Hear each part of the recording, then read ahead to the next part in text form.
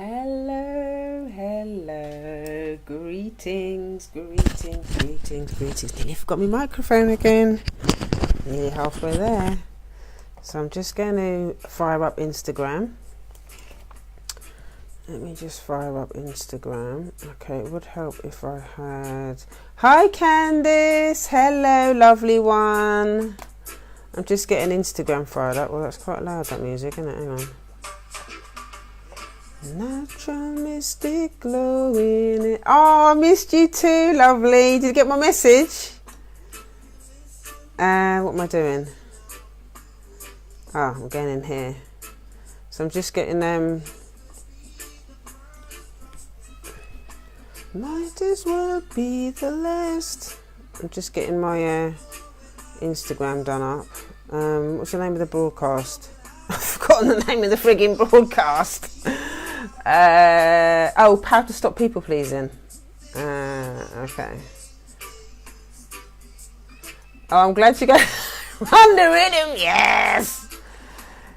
Yes, I love that song. It's one of my favourite ones. I'm a bit late tonight. I don't normally come on this late, but I didn't do any last week. Oh, here we go. I didn't do any lives last week, so I thought I'd and I got really engrossed in creating loads of content and stuff today, so I thought I'd better come on tonight and show my face. Okay, right, so I'm nearly there, so copy. Oh, I hope Instagram is going to work for me today. How do I put the title? Okay, I don't know how this thing... Anyway, I'm going to do my best. Checking connection. Hey, I'm now live on Instagram as well. So now I'm going to just put my comments in. Come on. Okay, paste. Right, I don't know how to pin it to the top. Right, so I'm just going to get going. So, yes, lovely to see you as well, Candice. It's always good to see you as well, as always. So I'm just going to turn this off so I can get started and get my notes. So I hope you are okay. Not those notes, it's this one that I want. Okay. So good evening, good afternoon, wherever you are joining me on the planet. My name is June Allen from juneallen.net. And I teach black women how to heal from the impact of racism with racial sobriety and personal empowerment. So today's topic is all about how to stop being a people pleaser. You know, I know we've all got that kind of people pleaser streak in us. So, yeah, today we're going to look at, you know, why we do it and what you can do about it. It's not as difficult as you think. It just takes a lot of practice. But before I really get into the content, I'm going to go through the housekeeping. So, first piece of housekeeping is that this Saturday we have got the book club, the Sacred Sister Circle, and this week is all about codependency, so hence the topic today about people pleasing, but we're going to be going in deeper on that subject. So for those of you that, have I got the book here? I do this every single frigging time. I think I've left it in the other room. Okay, so we're studying Bell Hooks' Sisters of the Yam, Black Women in Self-Recovery, and the chapter that we're doing is chapter 5. So what we do in the Sister Circle is we use the chapter from the book as an anchor for discussion and sharing on the actual topic. So it doesn't matter if you haven't read the rest of the book. You don't have to go home and read the whole book in order to attend the session. You can still attend the session and you still get just as much out of it because we just focus on that one chapter.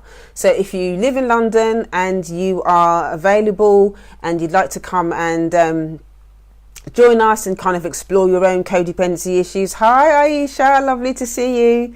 I hope I've pronounced your name correctly. Have I pronounced it correctly? Just drop an emoji if I've pronounced your name correctly, Aisha. But yeah, so if you live in London and you are interested in joining us for the Sister Circle this Saturday, it's at 9:30, 5 minutes from Bond Street Tube. There'll be loads of other ladies there that are doing the same work. So yeah, it's nice. It's calm. We also do meditation as well, cultural meditation. We do affirmations. Yeah, so it will be really good to kind of explore it and just kind of do it in a really relaxing, calm environment. So if you're available for that, you can go to heal.juneallen.net. If you're watching me on Instagram, click the link in my bio. Same on Facebook, actually. It's the same link that I've put in there. So you can get your tickets there. If you don't live in London, or you don't live in the UK and you would like to attend the session, I have now introduced online sessions, which the online session is actually on the 27th of April. Again, if you click the link in the bio, heal.juneallen.net, that's heal.juneallen.net, that's heal.juneallen.net, you can get details of the online session. So it'll be exactly the same, but it will be online, so you still have the opportunity to read the session, read the book, read the chapter, the sharing. I'll still do all the meditations and everything. So if you've got children, that's one of the reasons why I did it. If you've got children or you don't live in the UK and you want to attend, you can still join us. Or maybe you're working or you're doing something else and you can't actually attend live. So so we've now got the online session. So and it's actually cheaper as well if you do the online session, obviously, because my overheads are less. So click the link in the bio if you're interested in that one. So that is the housekeeping for today. So now we are going to get into the content. So for those of you that have just joined, my name is June Allen from juneallen.net, and I teach black women how to heal from the impact of racism with racial sobriety and personal empowerment. So what's racial sobriety? Just in a nutshell, racial sobriety is your ability to celebrate yourself, to love yourself, to honour yourself, respect yourself without apology. And how I got into this whole idea of racial sobriety is that I went into recovery from addiction to dysfunctional relationships in 2009. And when I went into that process, it was amazing. I did the 12-step process with, had a great sponsor and all the rest of it. But when I finished doing that process, I realised that something was missing. Something was still missing from that process. And what I realised was that the cultural aspect was actually missing. And what I mean by that is just thinking about the whole internalized racism thing. I didn't really understand what was going on. I'd cleared a lot of the surface stuff off, but I still had a lot of the, a lot of fear around being black, a lot of pain around being black, a lot of stuff that I didn't really understand. So through going through my own therapy process, through reading books, through doing some training as a therapist and starting to talk to other black people that were also in recovery from various addictions, the whole concept of racial sobriety came about. The whole idea of being able to stand in the power of who I am as a black woman without apology. So I started to share a lot more about it and talk a lot more about it. I've been sort of ranting on about it for the last few years. And people started, I started feeling more confident. Other people started, the light bulb started going off for other people. And then I just thought, you know what, I need to start sharing this outside of the recovery rooms because it is so powerful. So, and that's how I started doing this work. And that's how I started sharing all of this stuff, because I realised that, a lot of times, people do talk about the external stuff around racism, what white people have done to people of colour, to black people, quite aggressively, quite savagely. We understand a lot of that. We understand that we've also got a lot of self-hate, but there's not really a lot of people talking about, understanding the internal part of it. What is the impact on our mental health? What is the impact on the way we raise our children? What is the impact on the way that we think about ourselves and how we treat other people in the community? Nobody's really talking about it in that great a depth, except, from what I understand, a lot of people talking about it from an economic perspective and all the rest of it. But the internal stuff is a lot more difficult for people to understand, which is why I share so much of this stuff, because I do talk about it a lot more from a solution focus. I'm not here to whine or complain or talk about white people. I'm not interested in what white people are doing. I'm interested in our healing. That is where the power is. It's not about, obsessing about what white people are doing. Even it's good to understand it, but if you focus on what white people are doing all the time, then you're never going to heal, and you're never going to understand the impact of you on your own and how it's impacted your life and all the rest of it. So it's important. My focus and my mission doing this work is to help people understand the impact of racism and to do the healing work. So that's a little bit about me, if you don't know about my background. So Now we're going to get in the content. So today's topic is all about how to stop being a people pleaser. So basically, there's three things I wanted to talk to you about around how to stop being a people pleaser. So the first thing is you've got to understand what your values are. A lot of us don't really know what our values are because we've just inherited what our values are from our parents or from society or from other family members or, whoever our circle of people are growing up. We tend to just absorb those things. As children, naturally, we're going to absorb, whatever's going on in our environment. And I think as adults, quite often we can just accept, a lot of that stuff from childhood because it's how it's always been. Just accept, well, that's it. That's the way it's always been. So why would I think about anything else? And I think sometimes if you've been raised in homes that didn't have really good boundaries, or maybe the home was abusive or whatever, maybe you had alcoholics or whatever that you lived with, your values are going to be distorted. Your values are going to be distorted. So that in of itself is going to create a situation where you don't know how to show up for yourself.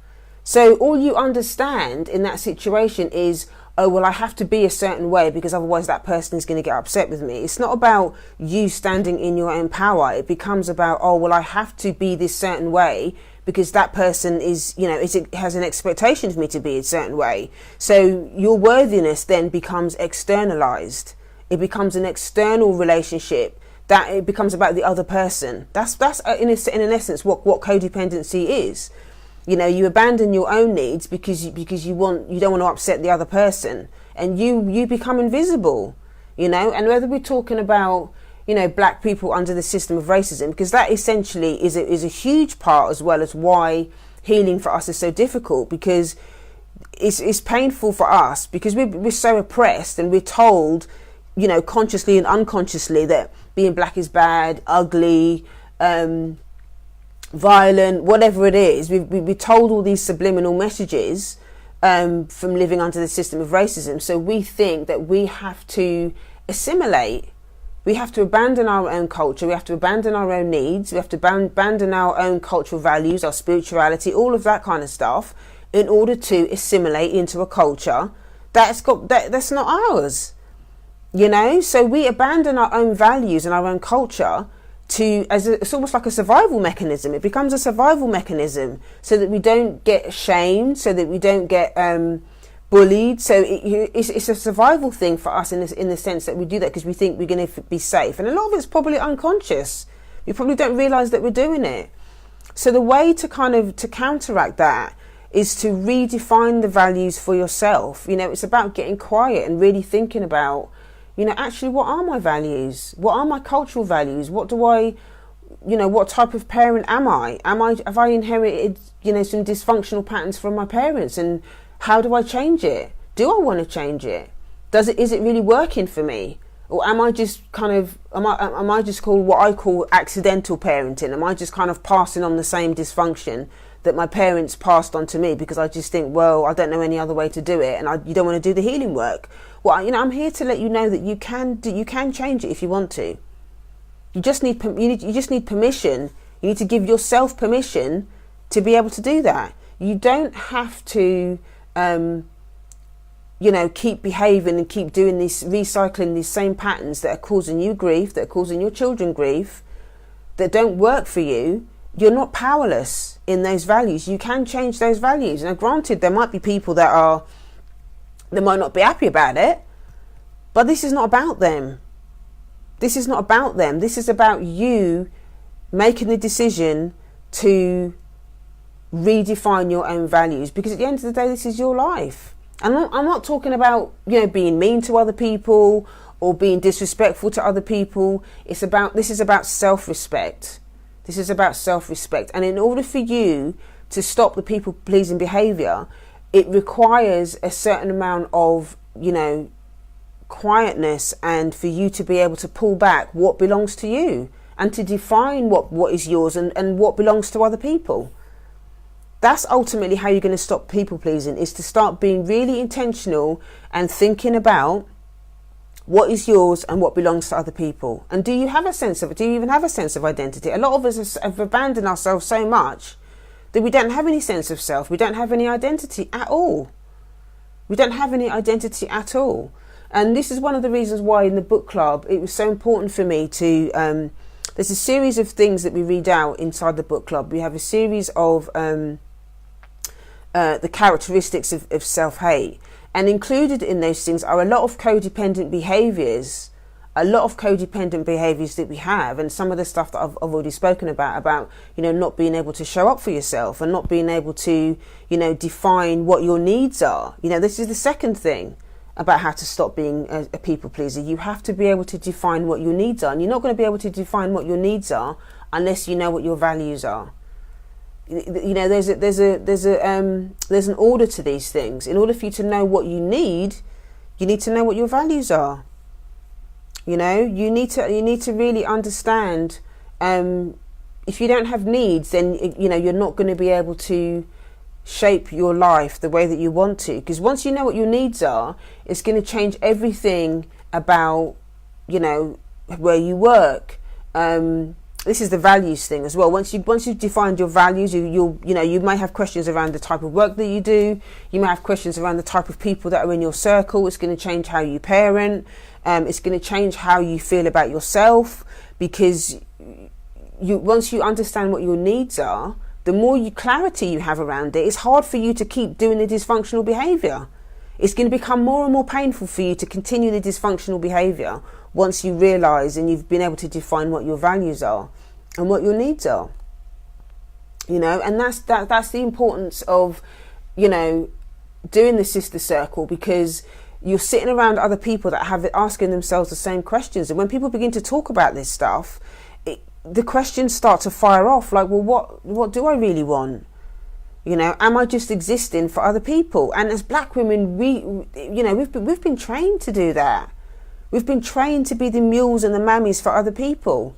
This is one of the things that Bell Hooks talks about in that chapter. She talks about the importance of us exploring how society has created black women as mammies and caretakers, which is kind of setting us up for codependency, because we're there to always look after everybody else. We're there to take care of everybody else. We don't have needs. We're not allowed to have feelings. We're not allowed to feel emotion. We're not allowed to do any of those things. We're just there to be the mules for everybody else.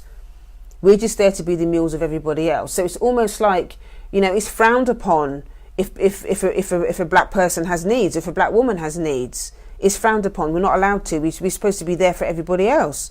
I shared a couple of weeks ago that there was a recovery meeting that I went to, and we had really strict boundaries in the meeting around white people are not allowed to come in the meeting. It was meeting for people of colour, and the meeting was only supposed to be for people of colour, because obviously we're talking about issues of race, and it was important that the space was safe for people to come and speak their truth. Nobody was in there slagging off white people, but it was about not feeling that they couldn't speak their truth. So there were strict boundaries, just like it would be in a women's group or a men's group. It's exactly the same thing, and nobody complains about that.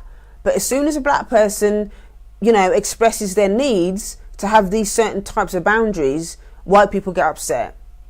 We've had abuse, we've had racist abuse, we've had white people try and come in the meeting, and all of that kind of stuff. And it's just because we understood what our needs were, and as a group we were able to stand firm in what our needs were as a group. We weren't intimidated by other people.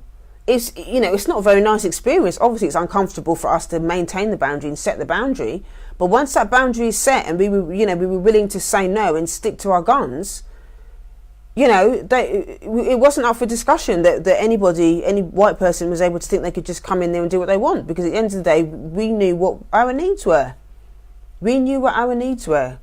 And I've seen it happen so many times where I've been in mixed spaces. The reason why it was important for it to be just for people of colour is because I've been in so many mixed spaces, and what normally happens is, black people start apologising to the white people in the group, kind of unconsciously, like, almost like they're apologising for having feelings. Like somehow they have to direct their comments to white people somehow. Like somehow they owe white people an explanation for having feelings. I've seen it happen so many times, and it's so codependent. And black people, we need to stop doing that. We do not owe white people an explanation for anything. We do not owe them an explanation for anything, especially when it comes to our healing. Living under the system of racism has created so much trauma and so much upset and so much, it's just self-hate, so much stuff. If we decide that we need to have a space to heal by ourselves, then so be it. And we don't need to explain ourselves to anybody. We don't need to explain ourselves to anybody. And the same goes for anybody who's maybe living in an environment that is abusive, or, you know, maybe you've got family members or siblings or whatever it is, or you've got a circle of friends that have not been very nice to you, or you've got, you know, in a workplace or whatever that's being inappropriate and being emotionally abusive or whatever it is.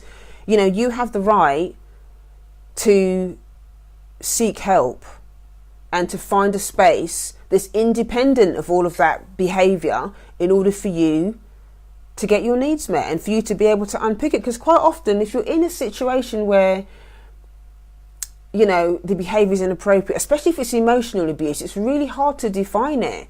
If somebody's been physically abusive, you know you're being hurt, you know somebody's hurting you.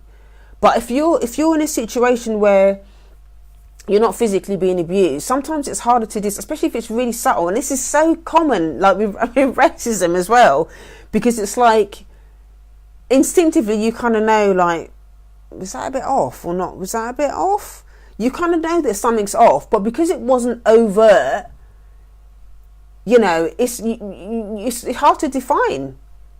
It's harder to define, you know. So the more you have clarity around what your needs are and what your values are, and the more you have clarity around understanding who you are as a person, and you've got spaces that are boundaried with people that are compassionate, that are going to hear you, that are going to understand what's going on, it's going to be a lot easier for you to stop being a people pleaser with those people that don't respect you. Because ultimately, there are some people that will continue that love the fact that you're a people pleaser. Let's tell the truth now. There are a lot of people out there that would just take advantage of the fact that you're a people pleaser, and they will bleed you dry. And when they've bled you dry, they'll go on to the next person and bleed them dry. Because they don't have any boundaries themselves. They don't respect your boundaries because they don't have any boundaries themselves. And that's the third thing that's important to think about when you're talking about stopping being a people pleaser is having good boundaries. A lot of us don't have boundaries, don't even understand what boundaries are, because that's not how we were raised.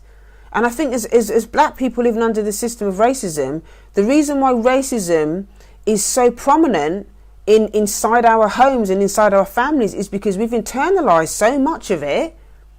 And in order for racism, or for order for us to enable racism, we have to have weak boundaries.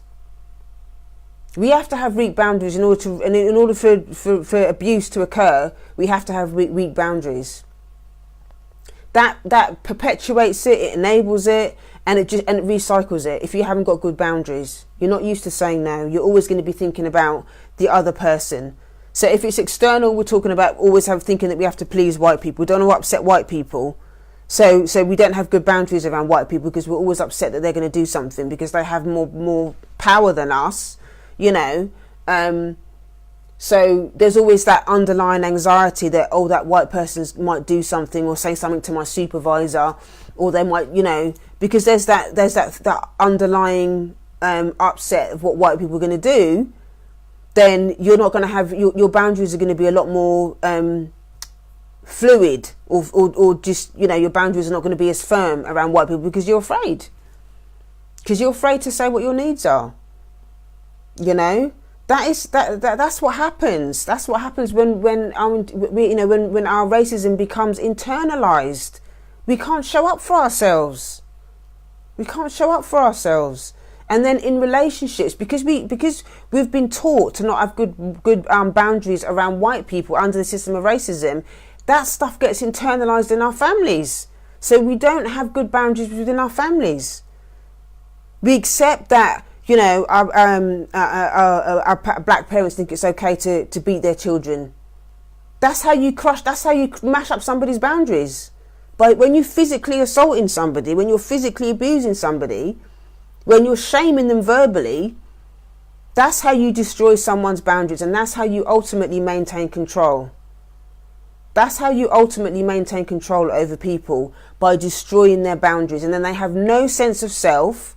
They have no sense of their own culture. They have no sense of who they are as a human being. And therefore, that person's sense of self, their sense of worthiness, is built on the external, what that external person is saying. So whether it's an abusive parent, or whether it's a white person, whether it's somebody practicing white supremacy, that stuff is always going to be the dominating factor in terms of the choices that you make. You can't make your own choices because you don't have any boundaries, you don't have any values, you don't know what your needs are. So in order to stop people pleasing, you have to be willing to get quiet. First and foremost, you've got to be willing to get quiet, to start thinking about, well, actually, what are your values? And think about how you feel as well. Because I know that when I've been in that situation where I've done something for somebody where I didn't really want to do it, but I was afraid of what the other person was going to say, I end up resentful. Quietly, I'm just vexed, but I feel like I can't say anything. And then that vexation just breeds, and it just becomes more and more anger, and become more angry.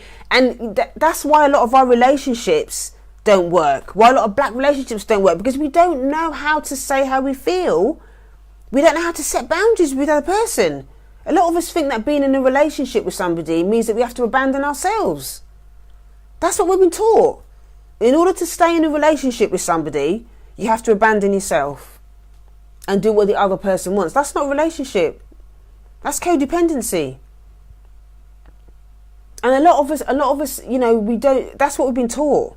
So we just that's what we think we should do, and then we get angry quietly. We get angry and resentful towards that person, and then what sometimes happens is that we end up having a blow up around that person over something really minor, or you know what else happens? It gets taken out on the children, because you can't express your feelings to your partner, or to your parents that have been abusive, or to the sibling that's been inappropriate, or to your work colleague that's been inappropriate, or to that person who's practicing white supremacy. We don't have good boundaries, and we can't show up for ourselves in those adult situations. So what we do is we unconsciously take it out on the children, because they're vulnerable and because they can't, they can't talk back. And then we do the same stuff to them that those people are doing to us. That's not going to help us. That's not going to build a relationship with the child. It just breaks trust. It breaks trust because that child doesn't understand. And then what happens is that child internalizes the parent vomiting all of that dysfunction onto the child. And then the child doesn't have, the child is not taught boundaries. The child just absorbs everything the parent is doing, and then the cycle continues.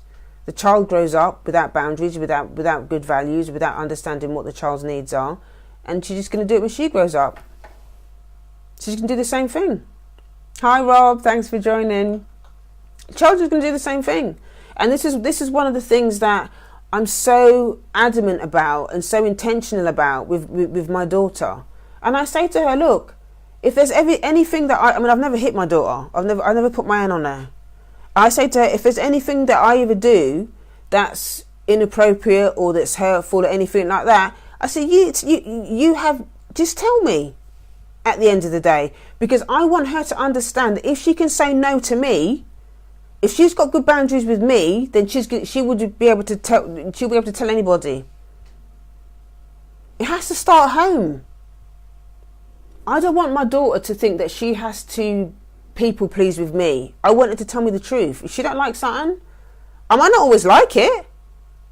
And I said that to her, I might not always like what you say, or if you don't like something that I'm doing, I might not always like it, but that's okay. I still need her to understand that even though I don't like something, she needs to stick to her guns about not wanting to do this specific thing, or that this specific thing, may not work for her. And that's not her behaving spoiled or being a brat or none of that stuff. It's not that. It just might be that she might not like something. She might not like, I don't know, a t-shirt or whatever that I bought for her. She might not like what I cooked for dinner. Sometimes I get vexed about that she don't like the food that I've cooked, the food that I've cooked for dinner. She might not like a certain thing. But I need to respect her as a little person. I need to respect that she's got her own thoughts and feelings about things. She's got her own needs. I have to respect that. And if I don't teach her that now as a child, she's 11 now. If I don't teach her that now, that it's okay for me to get annoyed or whatever, she can still say no. She can still say no. I don't want to raise her to be codependent, because I want her to know that when she's in a relationship with other people, that she can say no to them. And whether they get vexed or whatever, or if a man gets vexed or whatever it is, it's okay. Because she was taught at home how to set boundaries. She was taught at home that it was okay to say no, even if the other person got upset. If the other person gets upset, it doesn't mean that you made the wrong choice.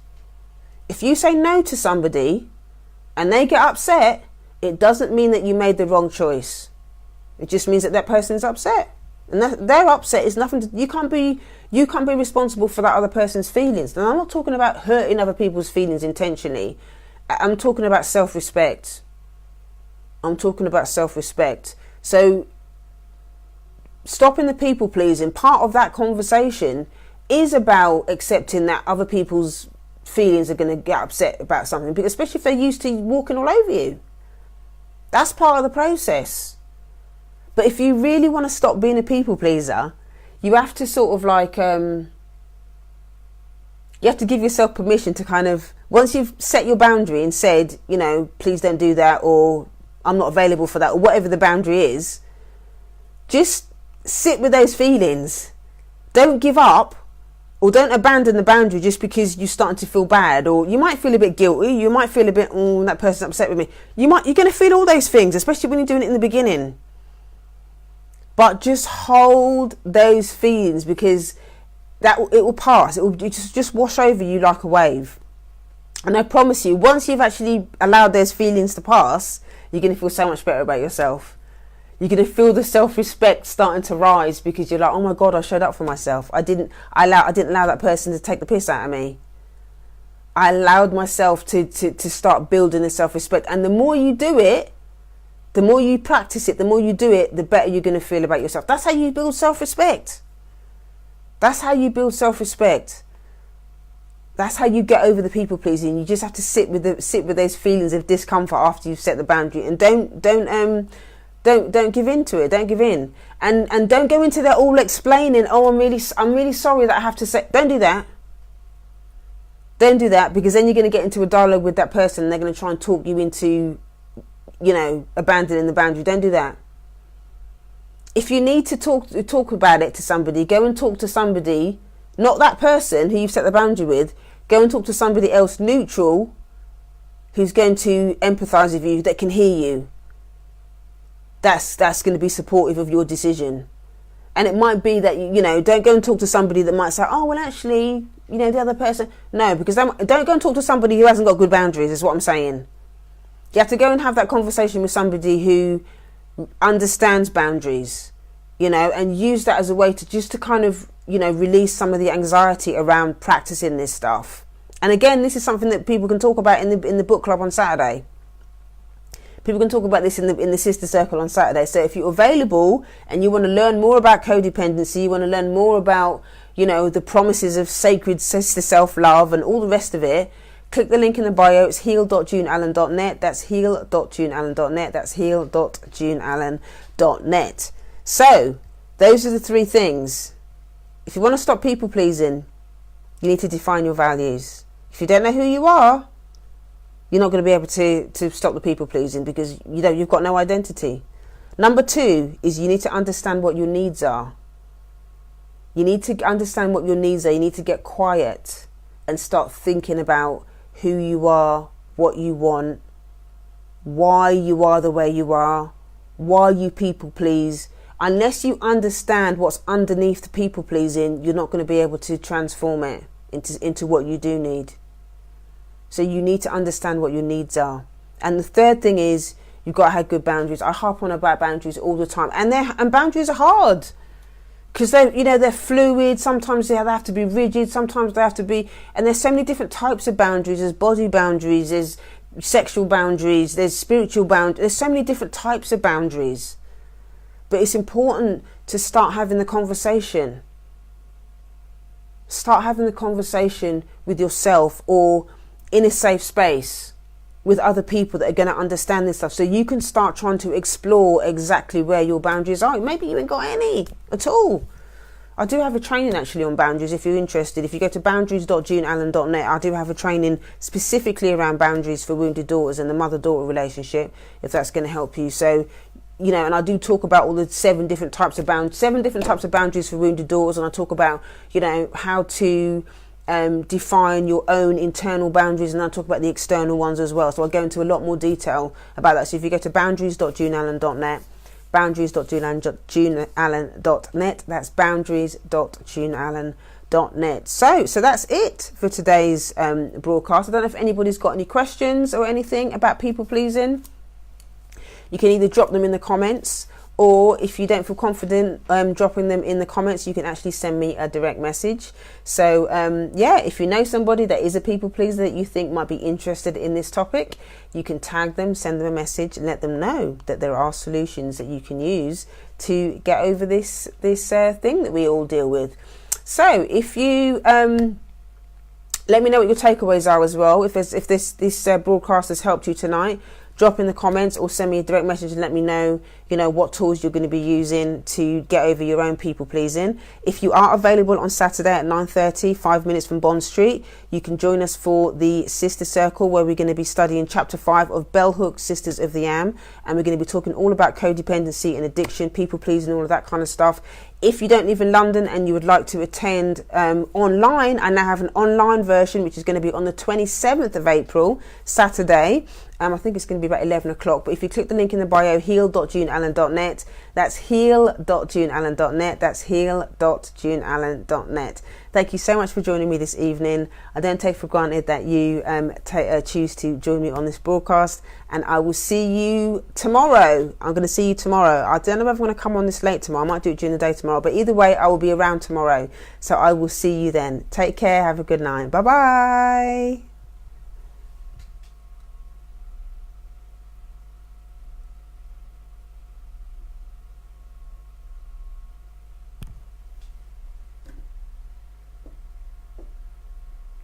Bye, Facebook.